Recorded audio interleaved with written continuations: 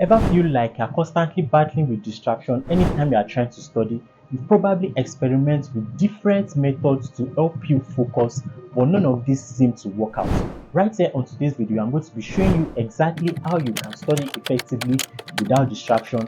I'll be showing you how exactly you can eliminate internal and external distraction, and also I'll be exposing to you a particular technique which you can employ that can help you focus well anytime you are trying to study. So be sure to stick around to the end of this video. I am Abayomi, and right here on this channel, I drop in tips and strategies that can help you learn, study well, and pass your exam exceedingly.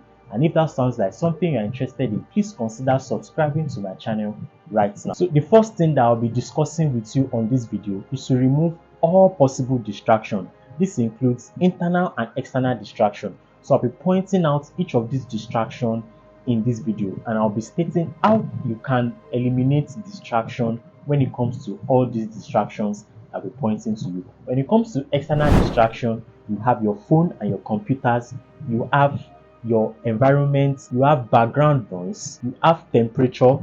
So when it comes to your phone and your computer, make sure that you put your phone to do not disturb, or in fact you can switch it off. Any message can pop up that can actually not help you focus anytime you are trying to study.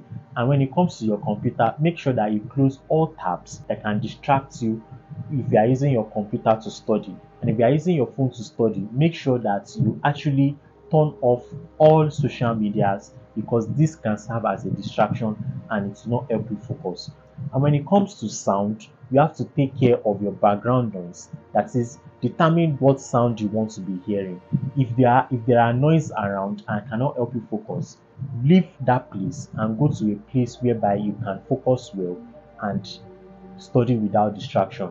And if it's that you have people around you that can distract you, leave that place immediately and go to a secluded place where you can actually study and focus, because when you are studying, it is important to focus to anything you are studying. It is very important. And also, there are clusters when it comes to your study space. If there are so many books on your study space, you have books, you have so many things, this can actually discourage you from studying and can serve as a distraction. So it is very important for you to clear every other thing, put everything in order, and this can help you focus well. And also, one important thing that you should note is that whenever you are trying to study, get a comfortable furniture, get a table and a chair. This can help you focus. You shouldn't be studying on your bed. This can come as a form of distraction and you might want to sleep. When it comes to internal distraction, we have daydreaming, we have negative thoughts, we have boredom, and we have physical needs. Now, when it comes to daydreaming, there are times that whenever you want to study, you might be dreaming about one event coming up. You might just start studying and the thoughts can just pop into your head of maybe how you want to visit your friend, or you have a party coming up. This can serve as a distraction. So you should always make sure that you should not have all these thoughts when you are reading. It is very important, because when you are studying, you need optimal focus. Negative thoughts can also come as a form of distraction, most especially when you have so many things to study and you start thinking that how exactly will I even finish everything that I need to study.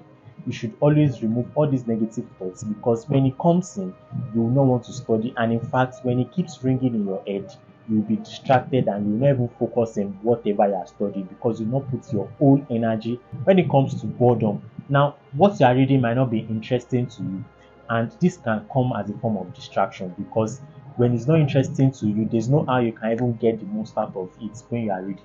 So it is important to find ways to make it interesting to you, and when you do this, you are going to be focused, and this will remove every form of distraction. When it comes to physical needs, it includes hunger, it includes taste, and it includes tiredness. When you are hungry, you shouldn't be studying, because this is a big form of distraction. Because when your stomach is paining you and you are trying to study, of course, you are not going to assimilate anything. So you should take that into consideration anytime you are trying to study. And also, when you are tired, you shouldn't be studying, because anytime you are tired, for example, you can just come back from school and you feel like you want to revise or read something and you are tired, you shouldn't study, because it's a big distraction.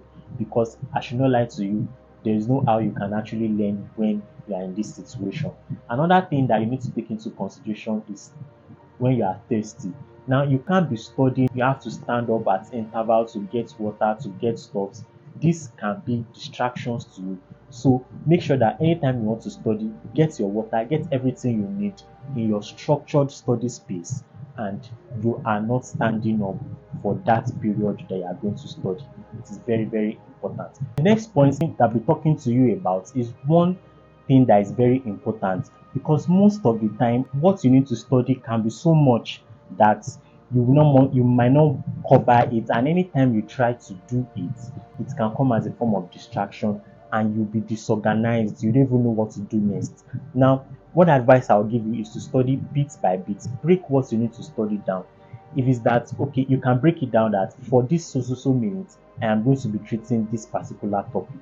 You have a focus, and at that time when you are studying it, you are not thinking about other things that you need to study again. You are only focusing on that particular thing that you need to study.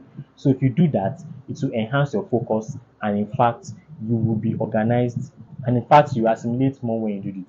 So it is very important to break down what you need to study into smaller chunks in order for it to be manageable for you to finish up for that allotted time, and it will enhance your focus. But if you are confused on what to study, or you are overwhelmed by how much what to study is, this can actually come as a form of distraction and you won't study effectively. It is very important. Now it is time for me to explain the Pomodoro technique. Now this Pomodoro technique was actually propounded by an Italian, and this Pomodoro is an Italian translation of the word tomato. So tomato is the English word of Pomodoro, and Pomodoro is the Italian word. So this word was coined because the propounder or the creator actually used a tomato as a timer. I'll be stating the steps you should take when it comes to Pomodoro technique, because this Pomodoro technique can actually help you to focus well anytime you are trying to study. Now, the first thing that you should do is to choose your Pomodoro. Now, when it comes to choosing your Pomodoro, you can be flexible in this instance, because the proposed Pomodoro, or the default Pomodoro that was propounded by the founder, is 25 minutes of studying and 5 minutes break. But you can be flexible with this by choosing, you could choose to study for 50 minutes and go for 10 minutes break. It depends on you. So you can be flexible with this, but you can just start with the 25 minutes of study for 25 minutes and go for 5 minutes break. The next thing you need to do is to set your timer. Now, you can use your phone to set your timer. You can get a stopwatch. You can actually use your system. You can set your timer to 25 minutes. At this point, you are studying for 25 minutes only. Then after 25 minutes, you go for 5 minutes break. Within that 25 minutes, you are focused on whatever you are studying. And you could tell that this 25 minutes is so short because at this point, you can focus at that point. There's no way you can get distracted because the time is short. Within that period of time, which is 25 minutes, you have to go all in into what you are doing. You have to be in flow state. So if you study for that 25 minutes, once this timer stops at 25 minutes, you go for 5 minutes break. At this point, you can do anything you want to do. Forget about whatever you are studying at that point.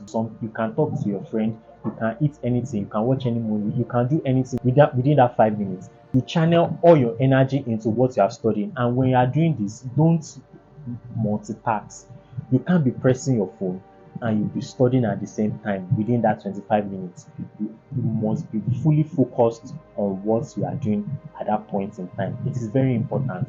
After doing all this, you can repeat the process. You repeat the process over and over again. Then after repeating the process, you go for 25 minutes study, 5 minutes break, and in fact you can actually go for a break, and this break is a form of reward, because you are rewarding yourself based on what you are doing. So if you've studied for 25 minutes, you are rewarding yourself of 5 minutes break, then you go back for 25 minutes.